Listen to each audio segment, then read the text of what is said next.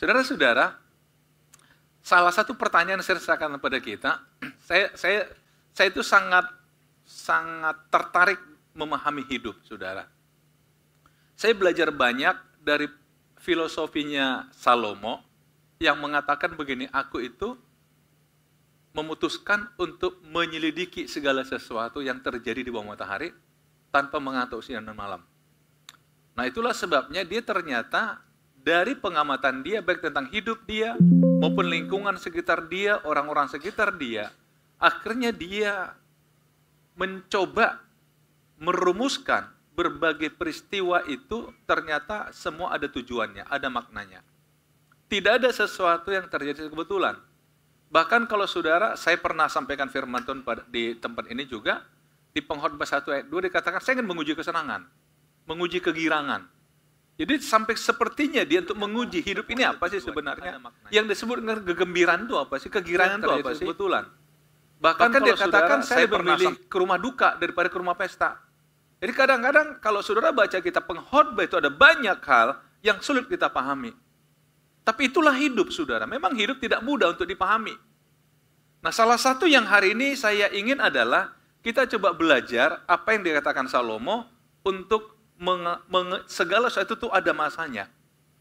Bahwa segala sesuatu itu ada masanya, ada musimnya, ada waktunya. Pasti saudara paham, ayat ini saya ambil dari Pengkhotbah 3 ayat 1. Untuk segala sesuatu ada masanya, untuk apapun di bawah langit ada waktunya. Kata masa di sini bisa juga diartikan sebagai season atau musim. Jadi saudara-saudara memang dalam hidup ini semua ada musimnya. Karena tidak ada sesuatu yang abadi dalam hidup ini. Tidak ada, saudara. Semuanya berubah, semuanya berubah, semuanya berubah. Ada orang mengatakan yang tidak berubah adalah perubahan itu sendiri. Tapi banyak hal, saudara, berubah. Nah, karena itu kita coba memaknai hidup ini. Bahwa sesungguhnya apa yang kita alami hari ini itu sifatnya tidak permanen. Besok bisa berubah lebih baik, bahkan lebih buruk, dan seterusnya, saudara. Nah, saya coba mengutip satu tulisan, saudara, atau satu kata bijak, saudara. Kalau saudara ada yang pernah ini seorang filsuf yang menulis ini, bernama Socrates. Dia hidup abad ke-5 sebelum Masehi. Dia katakan, kenali dirimu sendiri. Kenali dirimu sendiri. Mungkin sekilas kita pikir, kenali diri sendiri. Sering kita merasa diri kita adalah identitas yang bisa kita tulis. Nama saya ini, orang tua saya ini, tanggal lahir saya di sini, saya di sini, pekerjaan saya di sini. Itulah identitas kita. Tapi yang dia kenali diri sendiri adalah bagaimana kita, posisi kita dalam hidup ini. Bagaimana posisi kita dalam kehidupan ini. Karena itu, dia coba jabarkan kembali dari kata ini, dia mengatakan, hidup yang tidak diperiksa dengan teliti, tidak layak untuk dijalani. Artinya apa? Orang yang tidak bisa mengenal dirinya, sebenarnya tidak layak dia meneruskan kehidupannya. Keras ya? Tidak layak dijalani. Kalau kita nggak kenal siapa diri kita. Kalau kita nggak paham diri kita. Memang saudara, dalam ilmu yang lain, saya coba belajar saudara, dikatakan begini. Kadang-kadang ada hal-hal yang kita tahu tentang diri kita dan orang lain nggak tahu. Tapi ada juga kalanya kita nggak tahu tentang diri kita, tapi orang lain tahu tentang diri kita. Jadi kalau ingin mengenal diri secara utuh, dia katakan apa? Apa yang engkau ketahui tentang dirimu dan apa kata orang tentang dirimu, itulah dirimu. Tapi kan kita adalah orang yang tidak siap untuk dinilai orang lain. Karena kita merasa kita yang paling tahu diri kita. Tapi ternyata enggak. Yang paling tahu diri kita adalah orang yang paling dekat dengan kita. Setuju saudara? Orang paling dekat dengan kita, dia paling tahu diri kita. Hanya dia harap maklum aja sebenarnya. Termasuk banyak dia nggak suka sama kita, dia pura-pura suka aja. Daripada berantem. Saudara-saudara, itulah kehidupan. Kenali diri. Nah, saudara-saudara periksa. Mari kita periksa hidup kita. Kalau kita nggak mengenal diri kita, sebenarnya kita nggak layak. Hampir sama, saudara. Saya coba bandingkan begini. Kalau saya bawa mobil, saya pastikan mobil ini saya kenal. Ada masalah atau enggak? Jadi kalau mobil tiba-tiba dipinjamkan ke saya nggak berani bawa dalam kecepatan tinggi. Karena saya nggak kenal nih mobil. Setuju, saudara? Tapi kalau mobil sehari-hari saya bawa, apalagi saya tahu kesehatannya, sering saya periksakan, saya akan percaya diri bahwa ini mobil. Mau di jalan tol, larinya sekian. Tapi kalau mobil orang lain, baru kali itu dipinjamkan, kita berani saudara bawa. Itu hidup, saudara. Kadang kita nggak kenal diri kita, tapi kita coba bertarung, padahal kita akhirnya gagal, kita salahkan lagi situasi. Saudara-saudara, mari kita belajar. Nah, orang perlu mengenal diri mereka sendiri dan mengubah diri mereka sendiri. Artinya apa? Hiduplah sesuai dengan kenyataan yang ada. Nggak ada guna hidup dalam kepura-puraan, saudara. Nggak ada guna. Kadang, saudara, kita berkata pada orang lain, kok kamu nggak ngerti saya sih? Artinya dia katakan, gimana saya ngerti kamu? Kamu nggak pernah hidup dalam kenyataan. Betul, saudara? Kalau kita tidak hidup dalam kenyataan, kita hidup dalam kepura-puraan. Jangan salahkan orang kalau salah dalam menanggapi kita. Jangan salahkan dia. Karena dia hanya merespon kita sesuai dengan apa yang dia lihat tentang kita. Tapi apakah itu memang kita? Apakah itu memang kita, saudara? Nah, karena itu, saudara, saya coba melihat hidup ini, masa-masa dalam hidup kita yang dikatakan segalanya indah pada waktunya. Coba perhatikan, saudara, baik-baik. Di dalam Pengkhotbah pasal yang ketiga ini, di ayat yang ke-2-8, ada waktu untuk lahir, ada waktu untuk meninggal. Ada waktu untuk lahir, ada waktu untuk meninggal. Oke, namanya lahir kita semua tahu. Kita semua punya tanggal lahir. Kita semua punya tempat lahir. Dan tertulis di KTP kita. Tapi apakah ada yang sudah tahu tanggal meninggalnya? Apakah ada yang berani menulis, saya meninggal tanggal sekian? Nggak ada. Jadi apa yang dimaksud Salomo di sini? Ada waktu untuk lahir, ada waktu untuk meninggal. Artinya apa? Hei, siapapun kita punya keterbatasan dalam dunia ini. Lahir sudah, meninggal belum. Apa yang kita mau lakukan semasa antara lahir dan meninggal ini? Ini bukan horor, saudara. Kadang-kadang kalau bicara meninggal, kemudian, gitu.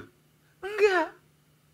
Ini cara kita, supaya kita bijak dalam hari-hari kita. Kan semuanya ada musimnya. Dari mulai kita lahir, sampai nanti nggak tahu. Kalau doa saya sih, saya meninggal lebih dari 80 tahun umur saya. Alasannya simple, tuh. Saya bilang, Tuhan, saya mau rayakan ulang tahun pernikahan emas. Karena saya menikah umur 9, ya umur 79 lah saya kan. Masa begitu ulang tahun emas langsung meninggal? Kan nggak juga. Kan nggak asik begitu ya. Masa begitu ulang tahun langsung. Saudara-saudara, tapi pertanyaannya bukan berapa lama kita hidup, tapi apa yang kita lakukan semasa hidup. Berapa musim kita lewati, bukan musim panas, bukan, saudara. Tapi berapa peristiwa kita udah jalan dalam hidup ini. Seandainya, sesuai dengan usia kita hari ini, seandainya saya berkata begini pada saudara, Bapak Ibu, coba ceritakan satu peristiwa yang paling berkesan yang kau alami di masa lalu. Satu, apa yang paling berkesan itu? Pertanyaan berikutnya adalah, yang paling berkesan itu yang menyenangkan atau yang menyakitkan? Hah? Yang mana, saudara? Tanpa saudara sadari, kalau itu yang menyakitkan, ternyata itu mempengaruhi hidup saudara dalam menjalani hari-hari. Karena apa? Ada rasa sakit yang saudara bawa setiap hari. Dan ini berpengaruh, saudara. menjadi trauma lah, inilah, itulah. Tapi kalau yang menyenangkan, saudara akan happy di hidup ini. Karena apa? Di memori saudara, saudara punya peristiwa yang menyenangkan. Sekali lagi saudara, ada waktu untuk lahir, ada waktu untuk meninggal. Mari kita kenali diri kita. Siapa saya? Siapa saudara? Kemudian saudara, ada banyak ini, saudara bisa nanti mungkin di rumah tambahin aja ya. Ada waktu untuk menanam, ada waktu untuk mencabut yang ditanam, ada waktu untuk membunuh, ada waktu untuk menyembuhkan, ada waktu untuk merombak, ada waktu untuk membangun, ada waktu untuk menangis, ada waktu untuk tertawa. Saya cuma ingin kita ambil beberapa hal aja. Ada waktu untuk menangis, ada waktu untuk tertawa. Jadi saudara, kalau hari-hari ini saudara menangis, percayalah, ada waktunya saudara akan tertawa. Amin saudara. Tapi jangan lupa, saudara sedang tertawa hari ini, hati-hati, jangan sampai menangis. Itu bisa terjadi saudara. Kadang-kadang orang mengatakan, wah saya sih aman, saya nggak ada masalah, saya yakin, saya percaya.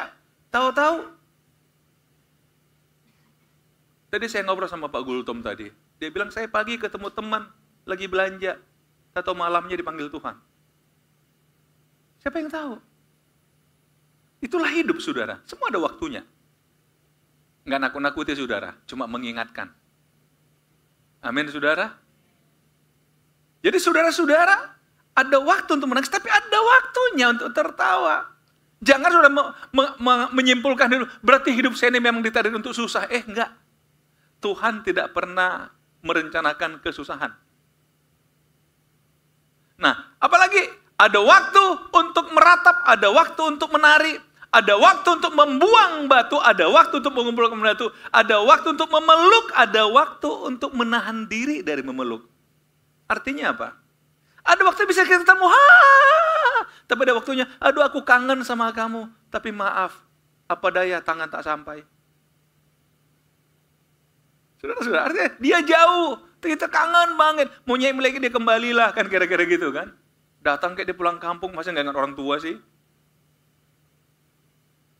Saudara-saudara, ada waktu menahan diri.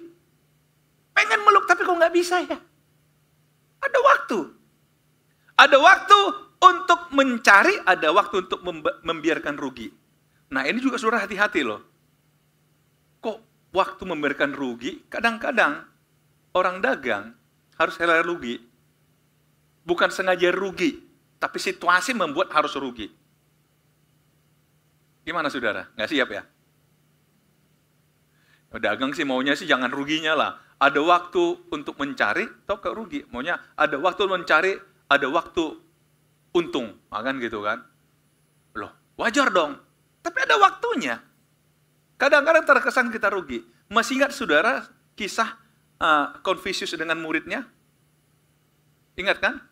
Jadi tentang 8 kali 3 itu, saudara-saudara, Confucius sengaja korbankan muridnya demi menyelamatkan nyawa orang lain. Saudara mungkin bingung ya cerita yang pernah dengar cerita ini? Yang belum pernah dengar coba angkat tangan. Oh, cuma sedikit. Oke, saya cerita cepat aja saudara. Satu ketika Confucius punya murid yang pintar, dia disuruh turun ke pasar untuk belanja.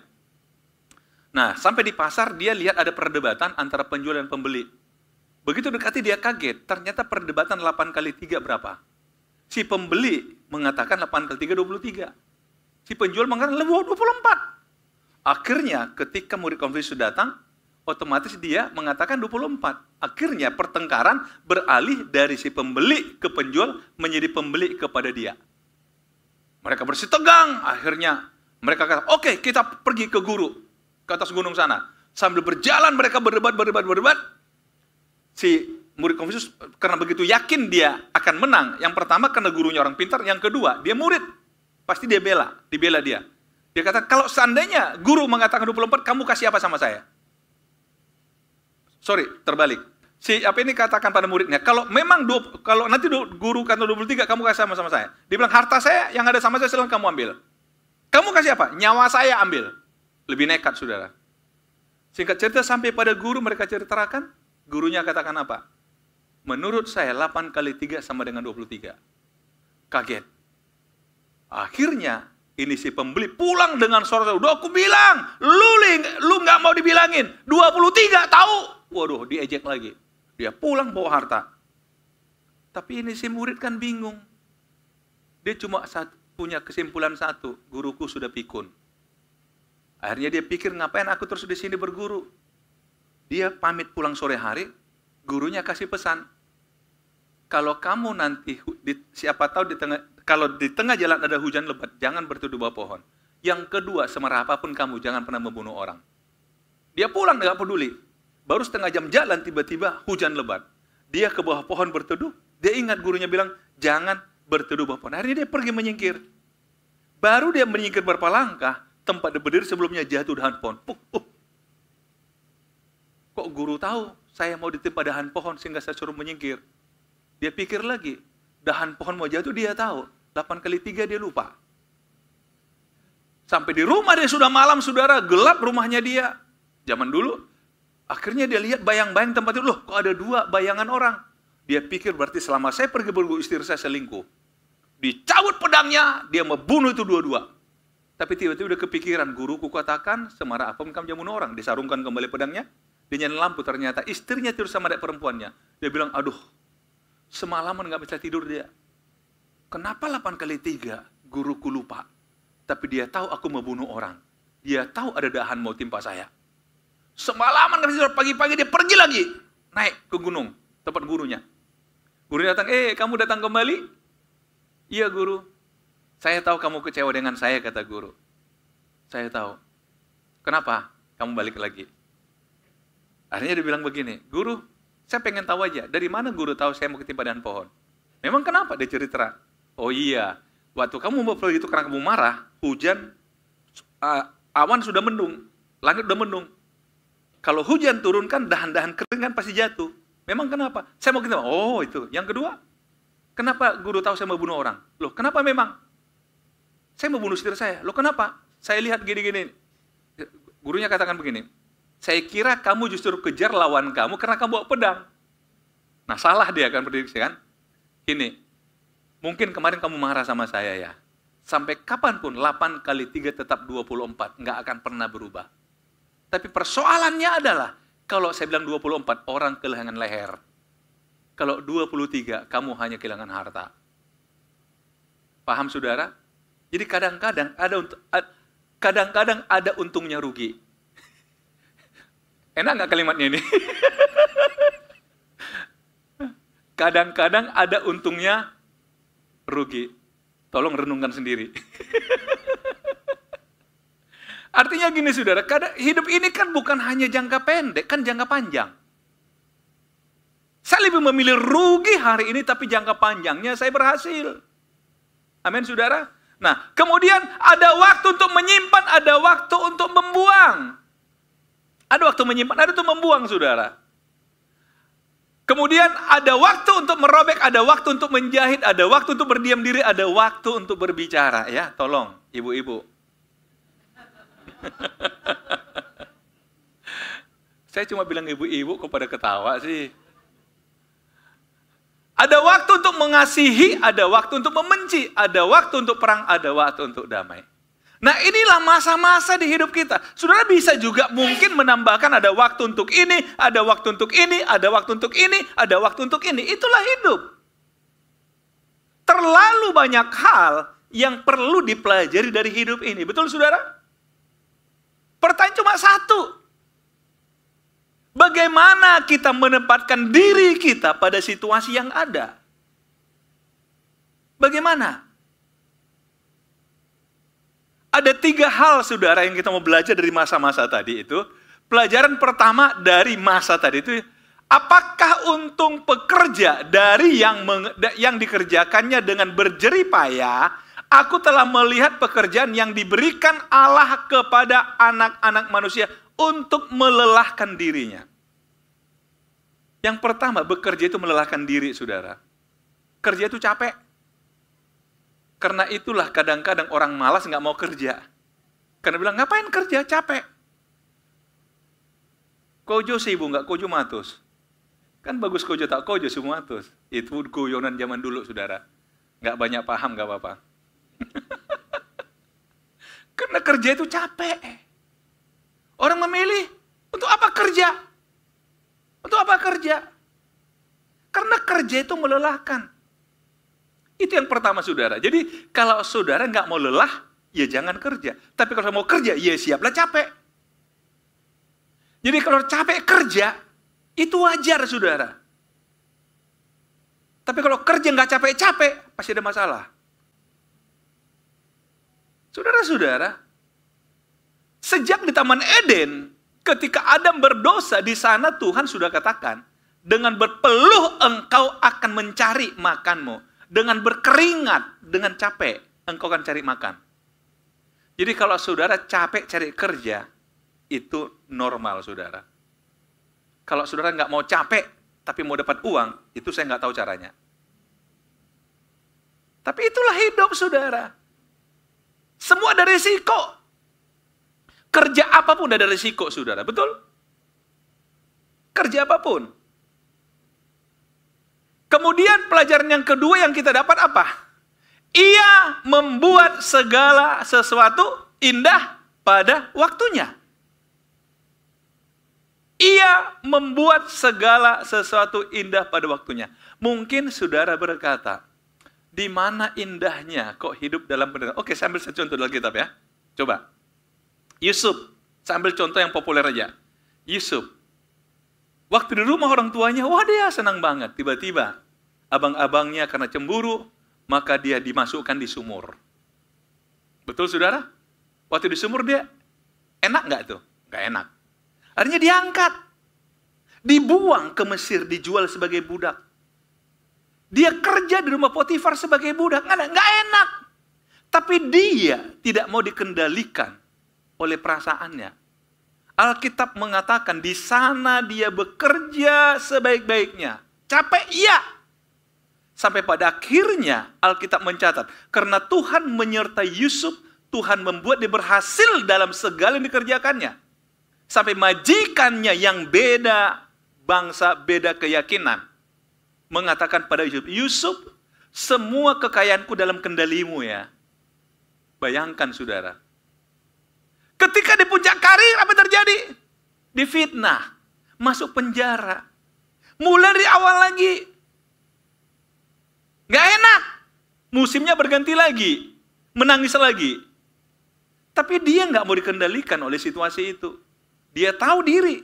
Bahwa dia orang punya kapasitas, dia orang punya potensi, dia berkarya di penjara.